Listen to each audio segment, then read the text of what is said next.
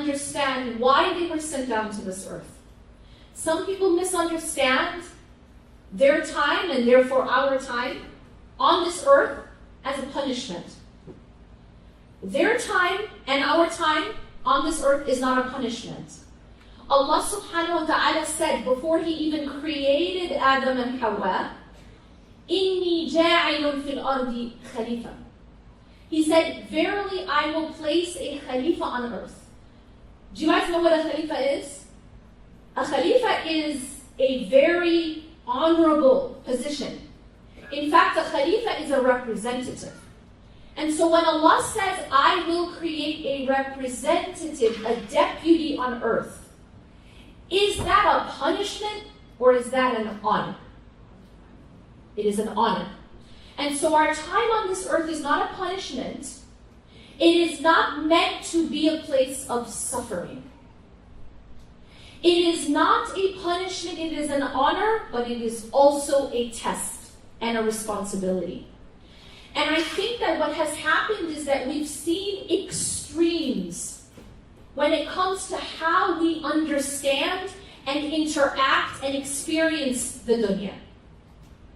On the one hand, there is an extreme that I'll call the YOLO extreme. The YOLO extreme is, you only live once. Meaning, this is your only chance to exist, and therefore, you do you. Do what makes you feel good. If you feel it, do it. Whatever you think becomes reality. If you have a certain type of orientation, that becomes your Lord. If you have a certain type of desire or leaning, that becomes what you should worship. So there's this idea that we only have one chance, and so this life, you gotta live it up. But then there's an opposite extreme, which I think sometimes we see in our own communities, in our own religious sort of discourse. And that is this idea that, for the believer, this life is basically one long jail sentence. It's one long suffering, and it's never gonna stop until we go to Jannah. And that is also false. Because Allah did not put us on this earth to make us suffer. Yes, that is true, that this life is not a Jannah. I think if you spend 3.3 seconds in this life, you know that. In fact, what's the first thing that a human being does when they enter this world? Scream at the top of their lungs. That's how you know they are breathing and they are well. I recently experienced the birth of someone very dear to me. And when the baby first came out, she wasn't making a sound. And you and anyone else who knows that's a sign of a lot of fear. And there was a lot of dua being done at that point, a lot of tears, because she wasn't making a sound. She wasn't screaming. She wasn't crying. And alhamdulillah, Allah saved her. And eventually, she did what she's supposed to do, and that is cry. This life is not Jannah. But the reminder that I want to give to you is this life is not supposed to be Jahannam either. You got that? It's not supposed to be a place of perpetual suffering. It's not supposed to be. And this is where I think a lot of us as Muslims, believers, and well-meaning individuals get it wrong. When someone is suffering in this life, what do we often say to them? Have sabr and do nothing. When someone is standing in a burning house, and I see this day in and day out, especially interacting with women. When someone is standing, living in a house that is on fire, what do I mean by that? In case you missed the subtlety, I'm talking about an abusive home. I'm talking about a home where there is abuse, an unhealthy, toxic environment. That house is on fire.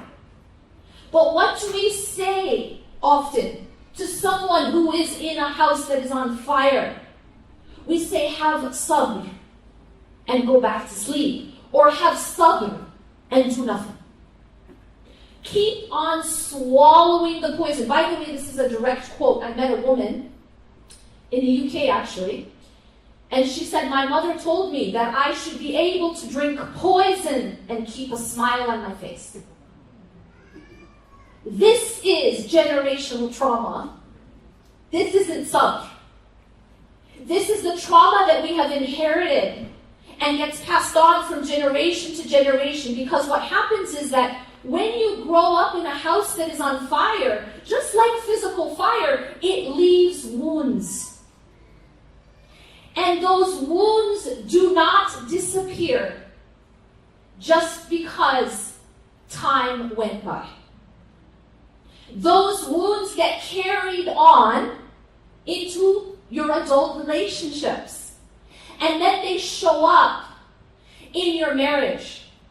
And then they show up in how you parent. And then you pass it on to the next generation. That's what happens when you grow up in a house that is on fire. And so the message that I want to scream from the rooftops is that we have to, number one, stop these fires. We have to take action. What would you do if your own house was on fire? You are going to, and often I ask this question and I get answers like run. And I appreciate that, but maybe try to stop the fire first. You're going to call the fire department. You're going to get a fire extinguisher, but what you're not going to do is go back to sleep and call it sabr. You're not going to do that because it's your responsibility to try to stop that fire. Why? No, sister. Have sabr. Stay in the burning house and keep your children in the burning house for the sake of your children. This is literally the advice that we give. And we call it religion, we call it Deen, we call it sabr, we call it whatever we want to call it. But what it is that we are enabling abuse. And the problem is that we can't look at a fire and say, this is my test, this is the qadr of Allah, so I'm going to go back to sleep. We have to take action to stop these fires.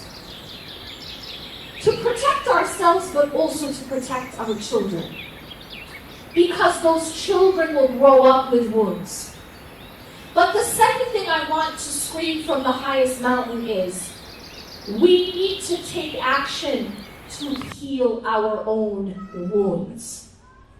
Because those wounds are then passed on from generation to generation until someone breaks the cycle. You hear this a lot on the cycle breaker. You got to break the cycle. Do you want to know what that means? It means that you are saying, I am going to become conscious of my own wounds.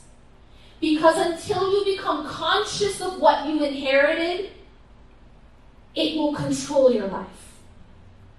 And I have traveled all over the world speaking to Muslim audiences, speaking to Muslim communities. And I've heard a lot of the problems that people are dealing with. Problems from domestic violence, divorce rate, children leaving Islam. And you know what? We are very good at naming the problem. But I think we don't realize that all of these problems actually have one shared root cause. And that is trauma. You want to understand why there's so many problems in marriages? You want to understand why our divorce rates going up? Why children are leaving Islam? I will tell you that children are not leaving Islam because of Islam.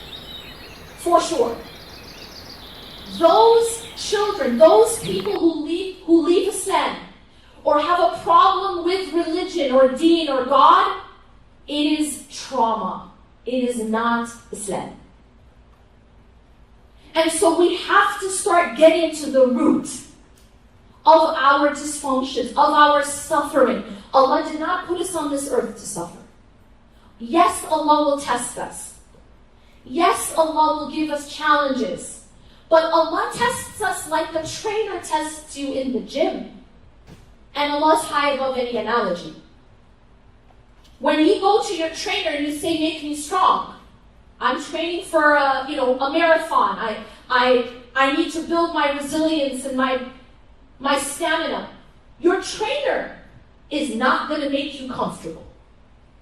Your trainer is not going to say, I heard that couch was comfortable. Have a seat. Here's some potato chips. The trainer is going to make you work. The trainer is going to give you weight to carry. The trainer is going to give you challenges to grow you, yes? But is the trainer trying to break your back? No. Is the trainer trying to paralyze you? No. Allah is our trainer. And He's high above this analogy. And this life is our gym. So yes, we're going to have challenges, but they're meant to strengthen us, not to break our back, not to paralyze us. And so the question is this, and this is the question that I've been really studying and trying to teach for a long time. And that is the question of, why then, Yasmin, do I feel as though this life is breaking my back? Why do I feel that I am being paralyzed, that I am being overcome by my trials? Why do I feel like I'm drowning in the storms? And that's essentially the question that I was trying to answer in my books, and especially Healing the Emptiness. Because so many people are suffering. And too much of that suffering is being dismissed. And we're saying things like, have sabr. Things like, a believer should never be sad. Do y'all remember these types of quotes? Do y'all remember this? I can tell you that those types of quotes are only going to cause more shame. Because if you are sad, it must mean you're not a believer. Or if you have enough iman, you will never be sad. Well, explain to me how prophets were sad then. Explain to me how Yaqub alayhi salam cried until he went blind. Explain to me how the Prophet sallallahu alayhi wasallam had Aam al-Huzn, the year of sadness. This is false. We will experience sadness. Allah tells us, وَلَنَبْلُوَنَّكُمْ بِشَيْءٍ مِنَ الْخَوْفِ وَالْجُوعِ وَنَقْصٍ مِنَ الْأَمْوَالِ وَالْأَنفُسِ وَالثَّمَرَاتِ. He says, we will verily test you with something of fear and hunger and loss. وَبَشِّرِ الصَّابِرِينَ. He says, give glad tidings to the people of Sabr. But who are the people of Sabr? الَّذِينَ إِذَا أَصَابَتْهُمْ مُصِيبَةٌ قَالُوا إِنَّ لِلَّهِ وَإِنَّ إِلَيْهِ رَاجِعُونَ. They are those who, when a calamity strikes them, they respond with, indeed we belong to Allah, and indeed to Allah we return. They are not the people who passively sit in their pain. They are not the people who passively sit in their own suffering. Did Hajar passively sit in her challenge and her difficulty? She was in the middle of a desert with no one around, no Zamzam, no water, with a baby. Did she sit? I want you to answer the question. No, she didn't. She did not sit passively in her own suffering and say, I'll just wait for Allah to save me. I'll wait for water to come from the sky. She got up and she took action. She had complete tawakkul, by the way, we know this. We know she called out to her husband, was this Allah? And as soon as he said it was, she had tawakkul, she had trust in Allah. But she didn't sit passively in her own difficulty. Oh, this is my test. This is my trial. I'm in a desert, so I'm just going to sit and do nothing and call it sabr. Or I'm just going to sit and do nothing and call it tawakkul. No, that's not what she did. She got up and she took action. She did whatever she was able to do. And that was to run between Safa and Marwa. Not once, not twice, not 3 times, 7 times. And what was that action called? Sa'i. What does sa'i mean in the Arabic language? Striving. We must strive. We cannot sit and drink the poison of our own suffering. We have to take action to heal ourselves, to change our own circumstances, to stop the fires in our homes, or else, if the fire doesn't stop, you tell me. You called the fire department. You got the fire extinguisher. If the fire doesn't stop, you tried to save the home. But if the fire continues, what do? Run, don't walk out of the burning home. And that's not rocket science I'm here to speak to you about. This is what our Deen tells us. We have to do our sa'i. And when she did that sa'i, Allah saved her. Allah gave her water, Zamzam, from the sand. This is what we have to understand about this life.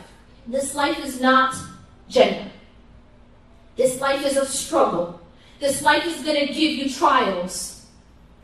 But this life is not supposed to be Jahannam either. It is not supposed to be perpetual suffering. Yes, we will experience trials, but Allah is with us. And He has said, إِنَّ اللَّهَ لَا يُغَيِّرُ مَا بِقَوْمٍ. Indeed, Allah does not change the condition of a people حَتَّى يُغَيِّرُ مَا بِأَنفُسِهِمْ, until they change what's inside themselves. We have to do that work. We have to do that work. And if I were to say there is one topic that we have to focus the most work on, it is this issue of trauma in our community. Because every other dysfunction and every other problem that we have is rooted in the generational trauma. And it is inherited. It is passed on from generation to generation until someone does something about it.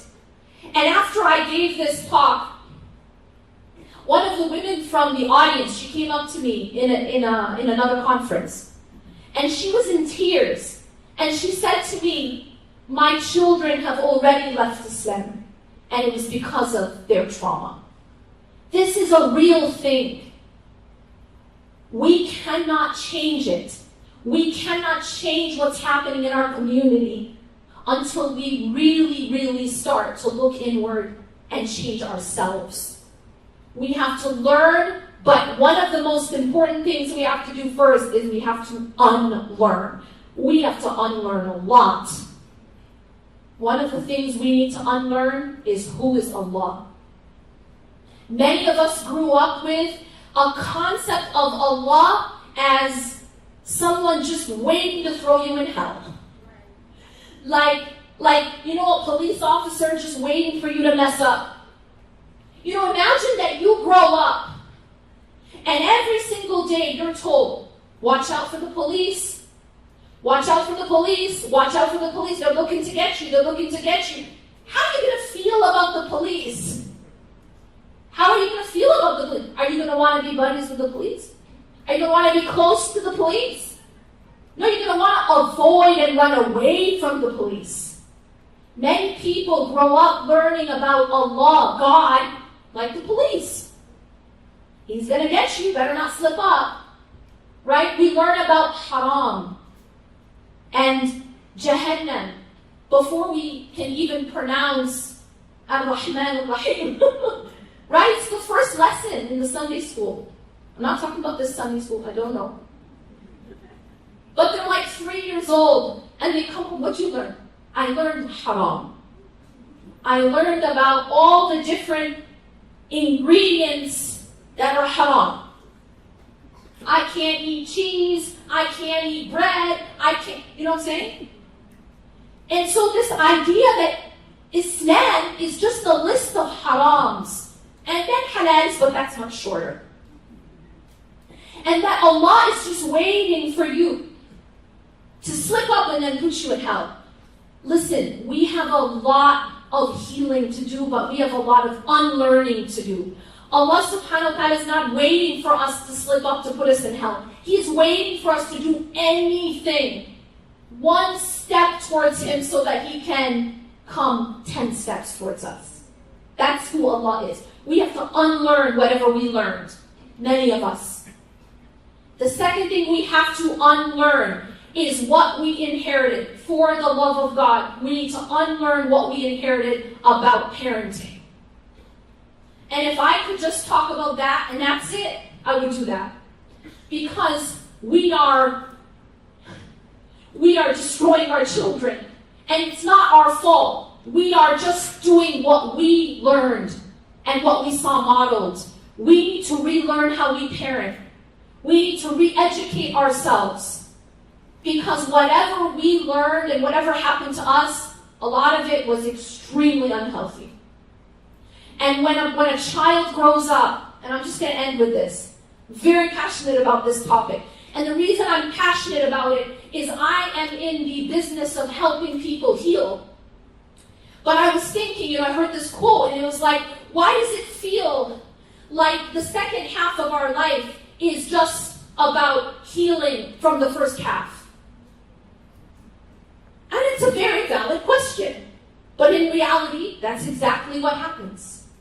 That's what happens. But then I started to think, what if we could make the first half a little better? What if we could do it better from the beginning as parents? What if we could make it safer and make the foundation healthier from the beginning? Then there would be a lot less damage control needed. A lot more therapists could go out of business, and that's all right. If we could just make the foundation healthier. Do you know what they say?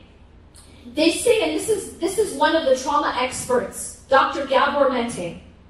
He says that if you can just get the first 3 years right, with regards to secure attachment, healthy attachment, that child will be all right. It's so serious that they looked at soldiers coming out of war. And they looked at, there was a group of them who had PTSD, post-traumatic stress disorder, and there was a group who didn't. And they looked at what was the difference between the two groups. They both experienced the same trauma, the same traumatic event, war. What was the difference between the two?